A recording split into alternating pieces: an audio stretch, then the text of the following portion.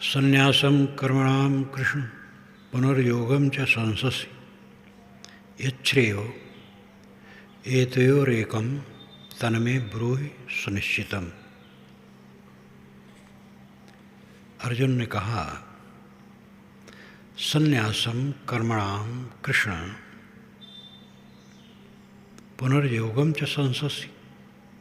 अय कृष्ण, तुम कर्मणाम संन्यासम कर्मों का संन्यास बताते हो। कर्मणाम कर्मों का, संन्यासम त्याग। कहते हो कुछ न करके शांत रहे। पुनर्योगम च संससि, और पुनः योग की प्रशंसा करते हो। योग, गीता में योग का अर्थ है हर जगह नहीं, अधिकतम कर्म करते हुए अनासक्त रहना। सांख्य और योग, ये दोनों शब्द बहुत प्रचलित थे। सांख्य ज्ञान का दर्शन था, आत्मज्ञान का, और योग साधना पक्ष था। तो इसलिए सांख्य और योग का महत्व बहुत था। गीता में सांख्य योग बराबर आता, पूरे महाभारत में आता जहाँ ज्ञान का विषय आता है। गीता जो सांख्य और योग शब्द कहता है, सांख्य का अर्थ है कर्मों का त्याग, कुछ न करना, शांत रहना। योग का अर्थ है कर्म करना लेकिन अनासक्त रहना। ये दोनों परिपाटियाँ थीं। कई बार कहा जाता है कि सन्यासी लोग आग छूना भी पाप समझते थे। हवन होता था तो जानवर भी उसमें काट के डाल दिए जाते थे। इसके विरोध में हवन का तिरस्कार किया गया। बुद्ध और महावीर ही नहीं, ब्राह्मण परंपरा में भी ज्ञानियों ने इसका तिरस्कार किया, जो वैदिक साहित्य में प्रसिद्ध है। लेकिन इतना अति हो गया कि फिर कर्म करना, उंगली हिलाना भी पाप, भोजन बनाना पाप, क्योंकि आग जलाना पड़ता है। बुद्ध ने जब पटना के दक्षिण तरफ मगध, वहाँ का बादशाह राजा आया मिलने के लिए बुद्ध से। बुद्ध के पिता को पहले जानता था, बुद्ध को भी जाना। बुद्ध को एक बार समझाया भी था कि आप घर लौट जाइए। तो कहे जवानी स्थिर रहे, भोग स्थिर रहे तो घर लौट जाऊं। इनके परिपक्व होने पर इनसे मिलने आया। सारिपुत्र इनके शिष्य थे जो बैठे थे। सारिपुत्र एक तपस्वी ब्राह्मण थे, जिनके पास भी सैकड़ों तपस्वी होते थे, और वो बुद्ध से प्रभावित होकर के उनकी शरण में चले गए। सारिपुत्र की उम्र बुद्ध से भी ज़्यादा थी और बहुत प्रतिष्ठित थे, विद्वान, तपस्वी, सदाचारी, वैरागवान। तो राजा जब आया है तो उसको भ्रम हुआ कि बुद्ध के शिष्य सारिपुत्र हैं कि सारिपुत्र के शिष्य बुद्ध हैं। ये बुद्ध ताड़ गए। बुद्ध तो बहुत योग्य पुरुष थे, ताड़ गए। तो उन्होंने कहा, सारिपुत्र, तुमने अग्नियों को कब छोड़ा? सारिपुत्र ने कहा, प्रभु, जब आपकी देशना मिली, आपका ज्ञान मिला, तब राजा समझ गया कि बुद्ध गुरु हैं, सारिपुत्र शिष्य हैं। तो अग्नि छूना पाप मान लिया गया था। और विवेकवानों ने इसको समझाने का बहुत प्रयास किया। महाभारत में बारंबार आता है, महाभारत में ही गीता है। गीता में बारंबार आता है, कर्म करो, अनासक्त रहो, ये योग। कर्म न करो, शांत रहो, ये सांख्य है। कोई ऐसा व्यक्ति हो कर्म न करे, अपने आप में शांत रहे, बहुत बढ़िया, बहुत लोगों का वो प्रेरणा स्रोत होगा। लेकिन कर्म न करेगा और कच्चा आदमी तो और भ्रष्ट हो जाएगा, मन खराब रहेगा। ये तो बहुत परिपक्व अवस्था की बात है। और ज्ञानी बहुत परिपक्व अवस्था में रहकर भी कर्म करता है, सेवा करता है, क्योंकि पूरा जीवन और संसार कर्म प्रवाह है। कर्म के बिना तो जीवन निर्वाह नहीं हो सकता है। कहीं भी रहो, समाज में रहो, अकेले चले जाओ, अकेले कहीं रहो, वहाँ कर्म करना पड़ेगा। पेड़ के नीचे बैठो, लोग आ जाते हैं, वो समझते भी नहीं हमें, नए नए प्रश्न करने लगते हैं। प्रथम अवस्था में तो बारंबार ही मुझे अनुभव हो, गुरुजी के साथ रहूं, लेकिन जहाँ रहना हो, जब तक सेवा में रहता था तो कहीं नहीं जाता था, बस सबके साथ रहता था। लेकिन जब सेवा में नहीं रहता था, भंडार बनाता था और काम करता था, तब सुबह अकेले बैठने बाहर जाता था। बाहर बैठा हूँ, आ गए लोग, बाबा इतने उम्र में काहे घर छोड़ दे।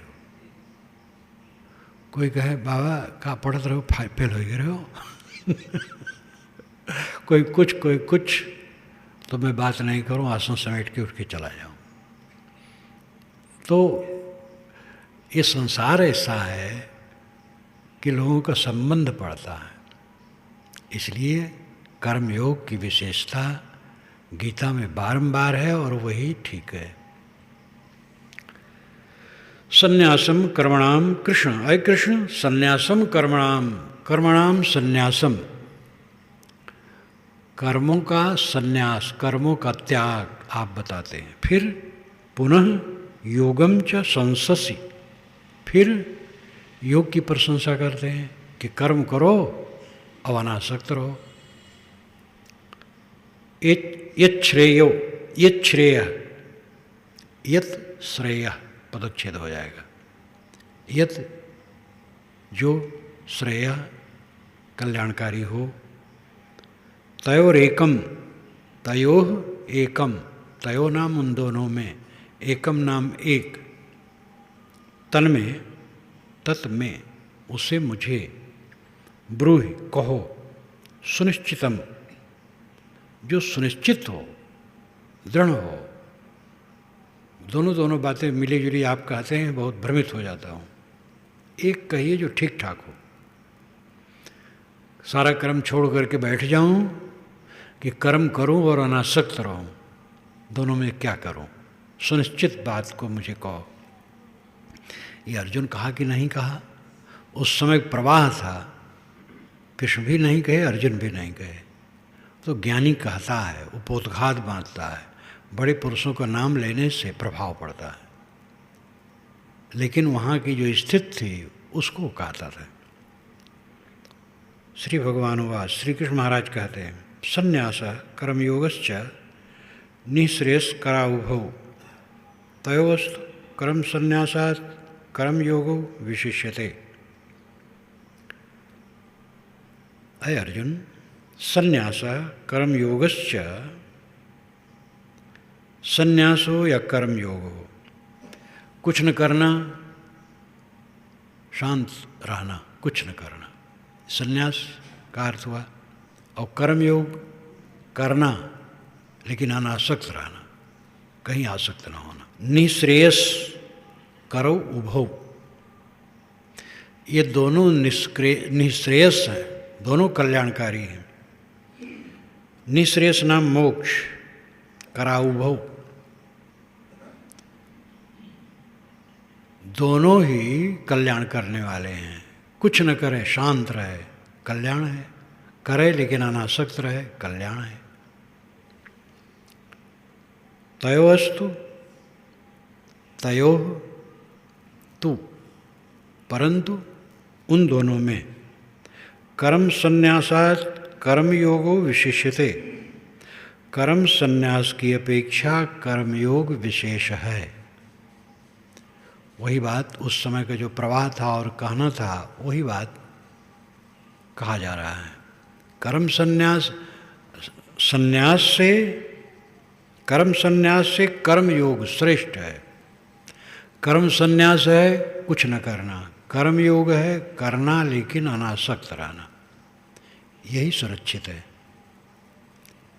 और इसमें कई बार कहा गया है बिना किए तो शरीर निर्वाह भी नहीं चल सकता है, एक जगह कहा गया, और रूप बदल करके कई जगह कहा गया। बिना किए तो कुछ भी नहीं हो सकता है। कुल्ला न करे, मंजन न करे, मुँह गंधाने लगेगा, नहाए ना शरीर गंधाने लगेगा। जानवर की प्रकृति अलग है, वो चमकते रहते हैं, उनके दांत भी चमकते रहते हैं, उनकी प्रकृति अलग है। मनुष्य की प्रकृति अलग है। बिना हाथ पैर डुलाए जीवन गुजर कैसे होगा? इसलिए कर्म संन्यास की अपेक्षा कर्मयोग सुनिश्चित और सही है। मनुष्य को हाथ पर हाथ धरे बैठे नहीं रहना चाहिए, कर्मशील होना चाहिए। और उसमें यही देखा जा सकता है, सामान्य बात, ये आदमी निष्क्रिय हो जाए तो बीमारी बहुत बढ़ेगी, रोग बढ़ेगा। और कर्मशील रहता है तो शरीर शुद्ध रहता है। इसलिए तयोवस्तु, परंतु उन दोनों में कर्म संन्यासात, कर्म संन्यास की अपेक्षा कर्मयोग विशेष्यते विशिष्य है। कर्म करे और अनासक्त रहे, यही ऊंचा है। गेय स नित्य सन्यासी यो न द्वेष न कांक्षति, निर्द्वंदो ही महाबाहो सुखम बंधात प्रमुच्यते। अब असली बात कहते हैं, जो शब्दों का चक्कर सांख्य योग कर्म योग छोड़ करके, जो असली बात है।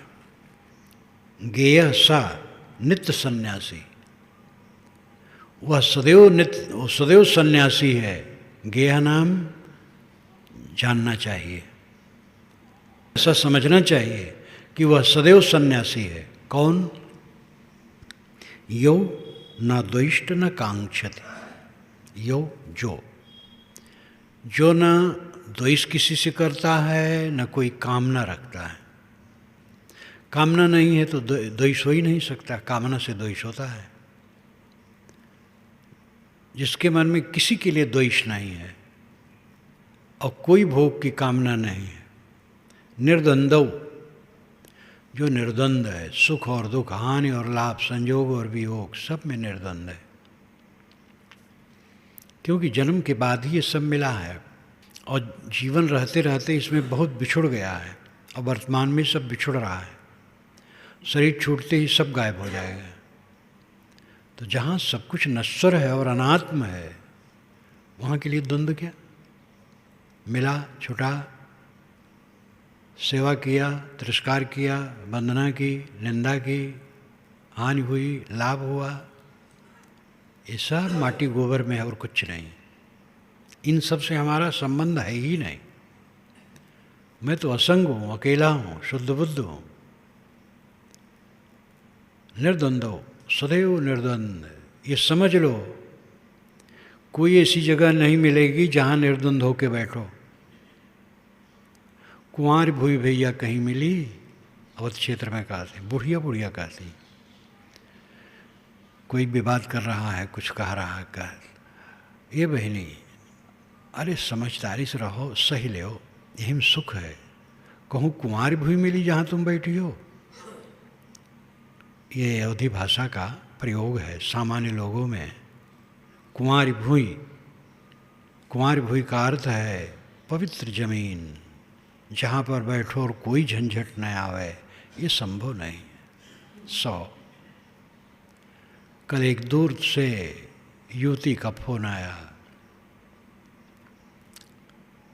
आपकी पुस्तकें मेरे पास हैं, मैं पढ़ती हूँ, शांत मिलती है, लेकिन बहुत दुखी हूँ। मेरे देवर की शादी हुई है, देवरान आई है, वो सास से मेरे लिए भरती रहती है, सास मेरे लिए कुर्ती रहती है।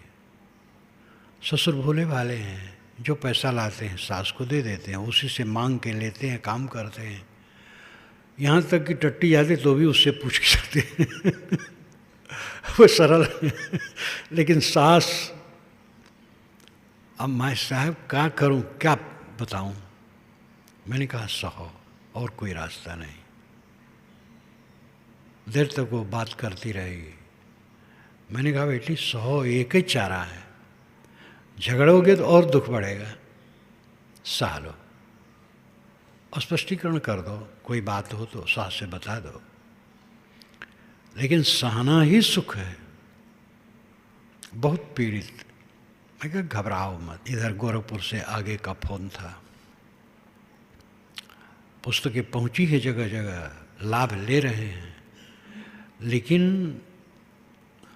संघर्ष आने पर मन का शांत रहना ये बड़ी ऊंचाई का फल है। गाली पाते हुए अशांत न होना, अपमान होते हुए अशांत न होना, चीज़ों की हानि होते हुए अशांत न होना, ये बड़ी परिपक्वता का फल है। जितना जो कुछ करता है आदमी, लाभ तो उसमें होता ही है। और ऐसे लाभ होते होते कोई पक्का होता है, एक लागे नहीं होता है। कच्चा हो जाएगा तो फिर छूट जाएगा, फिर और दुख बढ़ जाएगा। ये ऐसी समस्या है कि आज ही से सहना शुरू करो।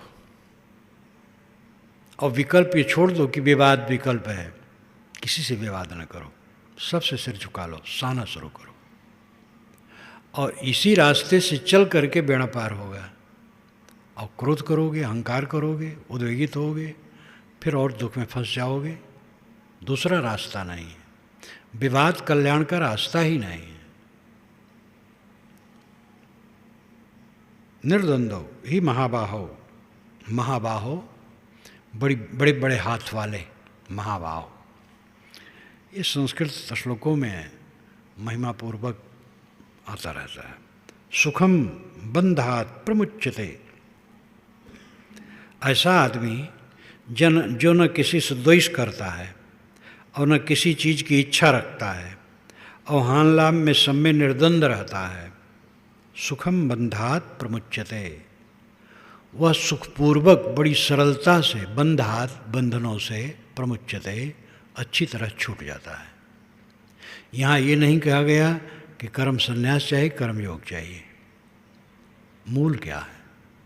कोई हाथ पर हाथ धरे बैठा है लेकिन कुढ़ रहा है, ईर्ष्या में है, क्रोध में है, काम वासना में है, तृष्णा में है, तो क्या हुआ? कोई गतिशील है लेकिन प्रसन्न है, निर्मल मन का है। तो मूल बात तो है न द्वेष्ट न कांक्षित निर्द्वंद्व, न किसी से वैर, ईर्ष्या, न कोई भोग की कामना और न कोई उद्वेग। तो इस प्रकार का जिसका मन है, सुखम बंधात प्रमुच्यते। बंधात बंधनों से वह सुखपूर्वक छूट जाता है, यानी सरलता से छूट जाता है। ये नब्ज है खास।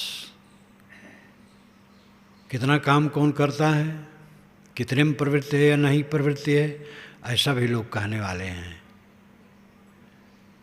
हम तो शिष्य भी नहीं बनाते हैं, मठ भी नहीं बनाए हैं, अकेले रहते हैं। फलाने संत हैं, उनके तो बहुत है,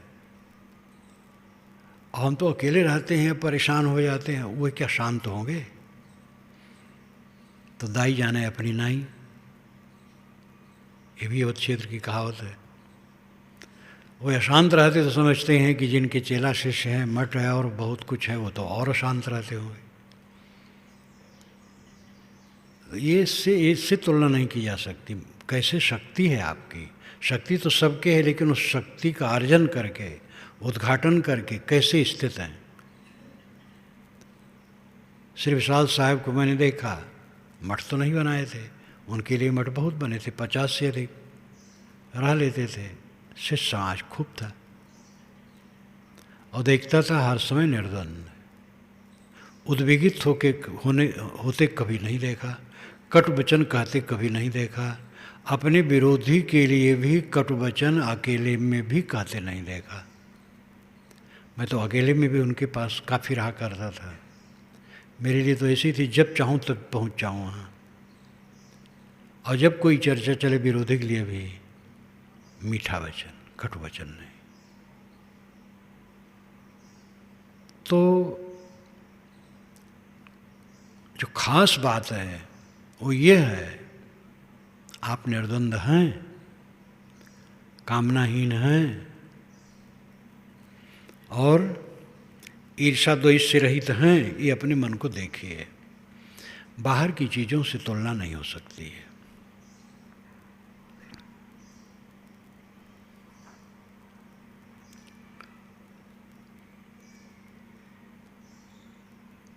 गेय सा नित्य सन्यासी, श्री कृष्ण महाराज कहते हैं, ऐ अर्जुन, वह नित्य सन्यासी समझने योग्य है। गेय जानने योग्य, समझने योग्य। कौन?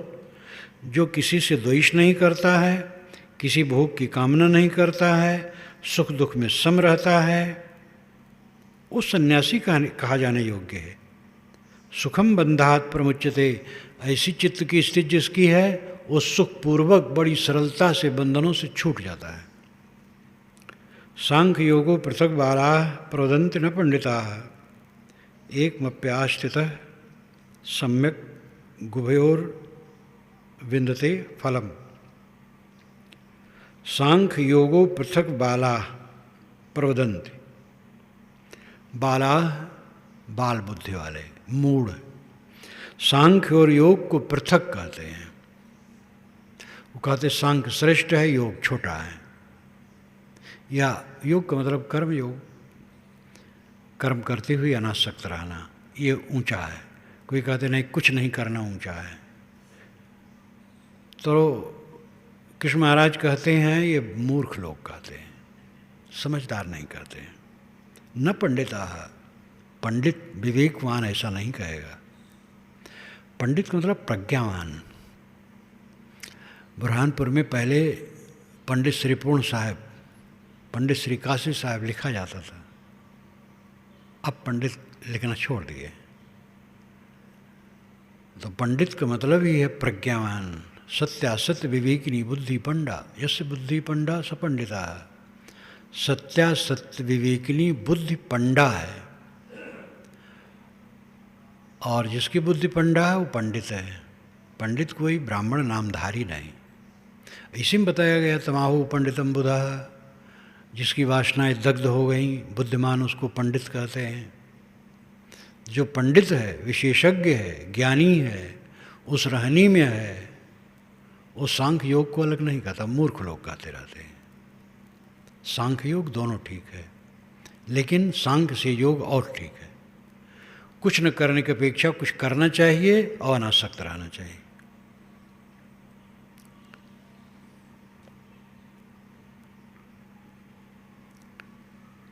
एक मप्यास्थितः सम्यक गुभयोर विन्दते फलम। एकम अपि स्थितः, एकम अपि अस्थितः। एक में पूर्ण स्थित हो जाने पर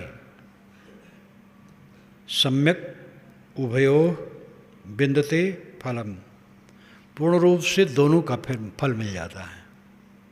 तिरस्कार नहीं करते हैं, कर्म संन्यास का कहीं तिरस्कार नहीं करते हैं कि भाई कोई ऐसा संन्यास ज्ञानी है कुछ नहीं करता है तो उसकी निंदा नहीं करते हैं, लेकिन बारंबार जोर देते हैं करना चाहिए और अनासक्त रहना चाहिए। यत् सांख्य प्राप्यते स्थानम तद्योगिरपि गम्यते। एकम सांख्यम च योगम च यह पश्यति स पश्यति।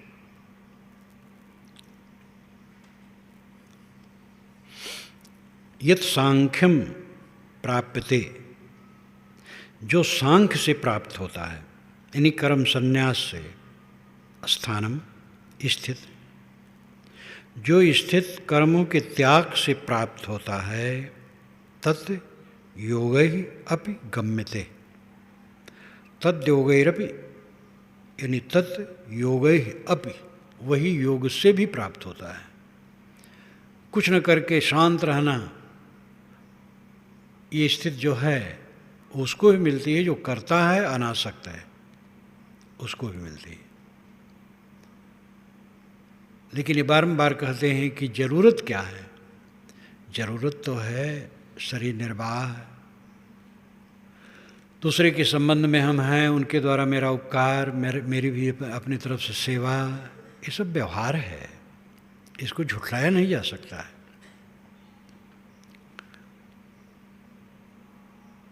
श्री काशी साहब जैसे प्रचंड वैराग्यवान, अनेक जन्मों के दिव्य संस्कारी, इस देह में आकर के बचपन उनको कोई नहीं मिला, विवाह हुआ, स्टेशन मास्टर थे महाराष्ट्र में, और 33 वर्ष की उम्र में उनको सूत्र मिला इधर का एक हलवाहक द्वारा, फिर संत से मिले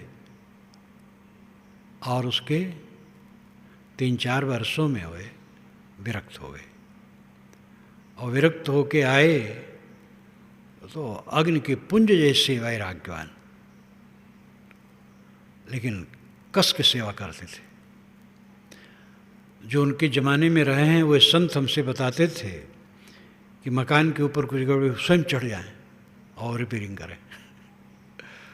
अशिक्षित ब्रह्मचारियों को पढ़ाते थे, शिक्षित को बीजक याद कराते थे, और बीजक पढ़ाते थे सबको। सबके प्रति स्नेह, सद्भाव और वैराग्यवान, और जब तक रहे तब तक खूब गतिशील रहे। पारक सिद्धांत में उन्होंने पारक सिद्धांत के स्वरूप को शास्त्रीय रूप दिया और उन्होंने बहुत व्यवस्था की। तो जो गतिशील होना तो बहुत जरूरी है। श्री विशाल साहब ने मठ नहीं बनाया, किसी मठाधारी के शिष्य नहीं थे, एक विचरंत के शिष्य थे, लेकिन वो जहाँ रहते थे अपने क्षेत्र में गतिशील रहते थे। आरंभिक अवस्था में जो लोग उनसे मिलते जुलते थे उन्होंने मुझसे बताया, सब जगह आगे बैठे हैं, बंदगी करने लोग आए, तुरंत चौकी पर भी उतर करके बंदगी। वहाँ गए हैं, लोग बुलाए हैं, भंडारा वंडारा है, अमनिया में पहुँच जाए, पहले बोले नहीं, चुपचाप रहें, काम करते रहें, फिर अकेले में हो जाएं। तो जो विवेकवान होगा वो निठल्ला कैसे बैठे रहेगा। इसी पर जोर गीता में बारंबार है। एकम सांख्यम च योगम च यह पश्यति स पश्यति। सांख्य और योग में एक ही फल है, जो ऐसा देखता है वही देखता है। योग युक्तो विशुद्धात्मा विजितात्मा जितेन्द्रियः सर्वभूतात्मा कुर्वन्नपि न लिप्यते। योग युक्त, जो योग युक्त है, विशुद्धात्मा, जिसका अंतःकरण एकदम पवित्र है, विजितात्मा, अपने आप पर पूरा कंट्रोल है, जितेंद्रिय, इंद्रियों को जीते हुए है, सर्वभूतात्मा, सभी प्राणियों का आत्मा बन गया है, प्राणी मात्र के लिए करुणा।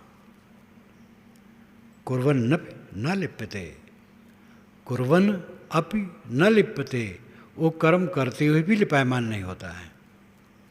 कुल कह करके गीताकार ये बराबर कील ठोकता है कि जो विशुद्धात्मा है, योग युक्त है, आत्मजित है, इंद्रियजित है, और उसका मक्खन स्वरूप हो गया सर्वभूतात्मा, समस्त आत्माओं का आत्मा बन गया है, प्राणी मात्र के लिए करुणा।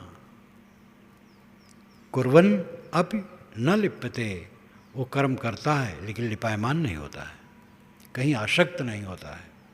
नैव किंचित करोमीति युक्तो मन्येत तत्त्ववित्। पश्यन् शृण्वन् स्पृशन् जिघ्रन् अश्नन् गच्छन् स्वपन् श्वसन् प्रल्पन् विसर्जन् गृहन् उन्मिषन् निमिषन्नपि इंद्रियाणि इन्द्रियार्थेषु वर्तन्त इति धारयन्। ये दो श्लोक एक साथ, दो पंक्तियाँ तो बिल्कुल एक ही संध में छपा है।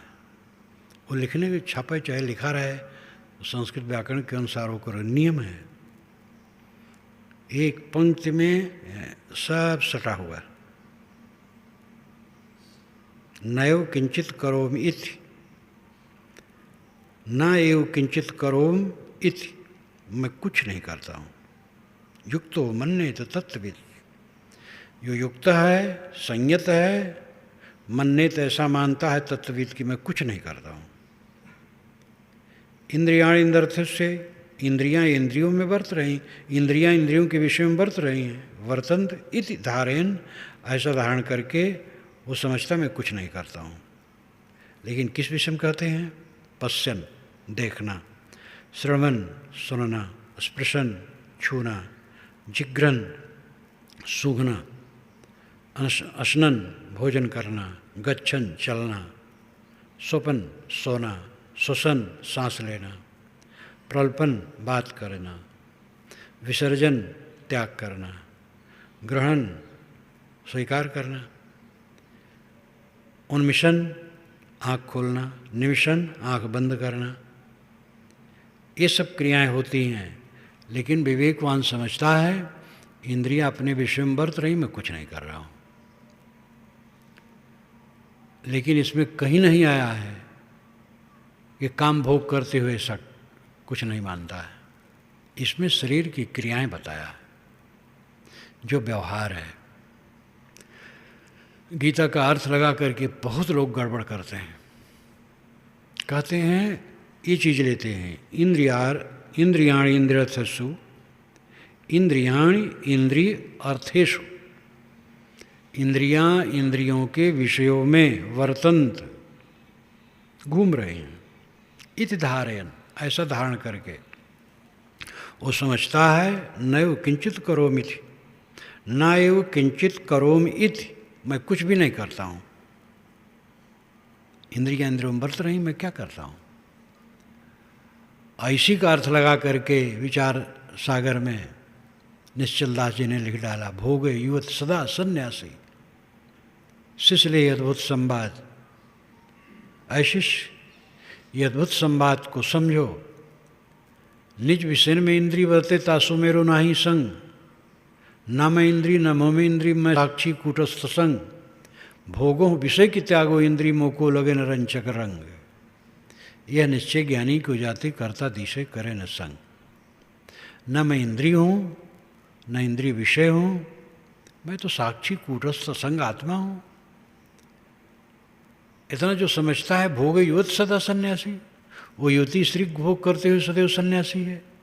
इससे अधिक और खतरनाक वचन क्या हो सकता है? इतना अनर्थ।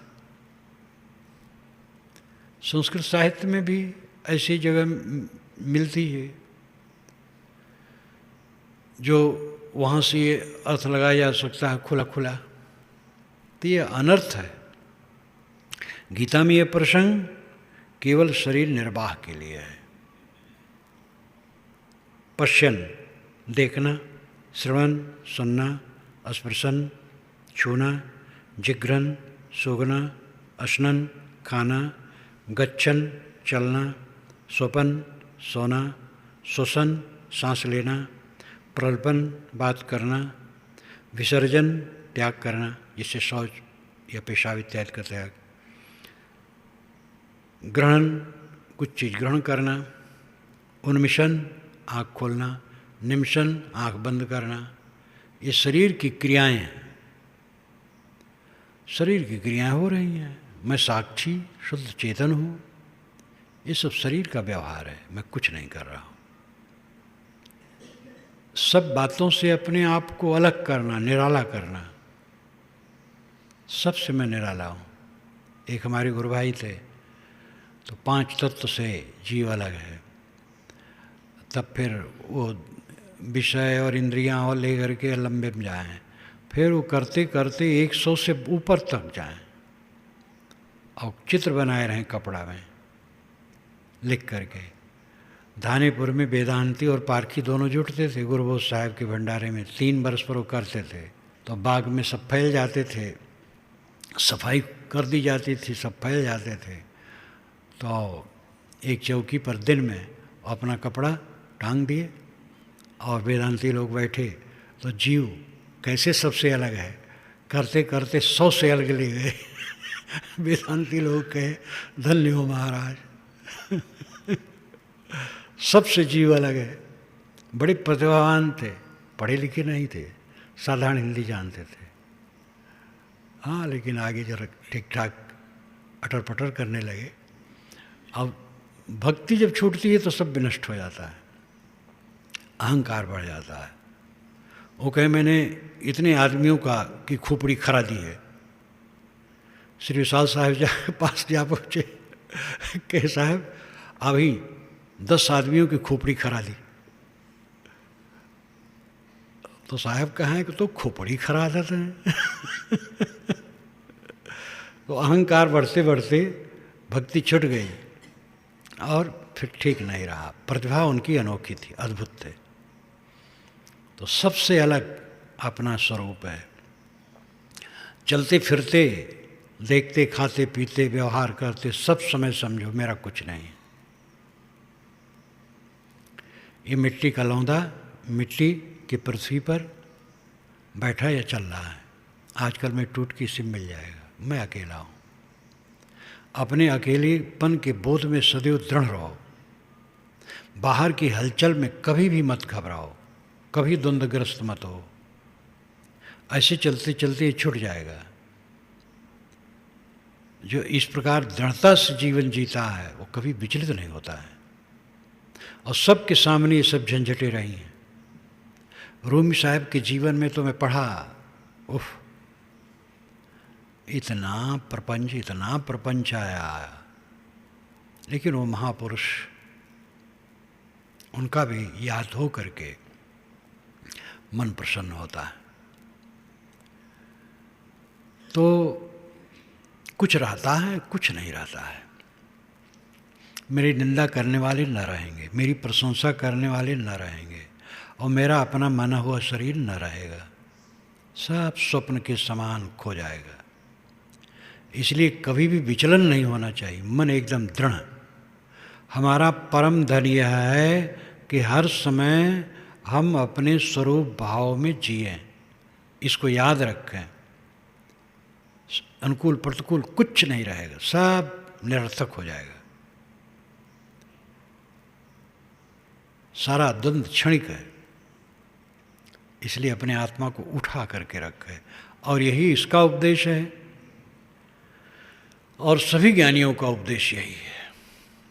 कोई भी संत हो, फकीर हो, औलिया हो, सन्यासी हो, देश विदेश के कोई संत इस स्थिति की जब बात करेंगे तो एक ही रहेगा।